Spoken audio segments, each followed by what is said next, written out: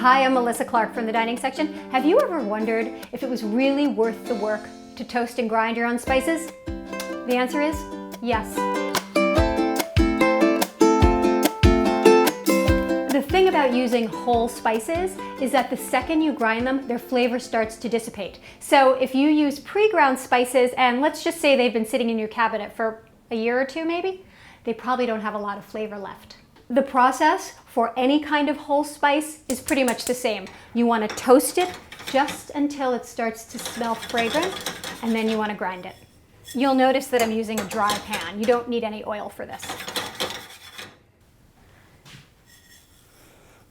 So these are ready. Now there are several ways that you can grind them up.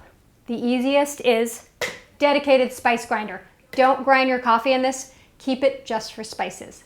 Or if you don't have one of these, you could use mortar and pestle, or the side of a heavy knife or a cleaver. Using a spice grinder, fairly self-explanatory. You just add your spices. I'm just going to use a little right now. Mustard seeds, come back. And turn it on. Just takes a few seconds, couldn't be easier. Using a mortar and pestle, you want to do this a little bit at a time, especially if you have a small one like I do, because you don't want the mustard seeds and everything to kind of fly out at you. And just pound it until it's ground as finely as you like. See, the mustard seeds are going to fly out no matter what you do, but it's okay, you can lose a couple of them. Get back in there. Okay, that should do it. It's pretty finely ground. I could keep going, but you get the general idea. And lastly, the knife or cleaver method. Now, the thing about this is that I have a feeling those little mustard seeds will really go all over the place. This might work better with just cumin, which will kind of just lie there, but we'll try it.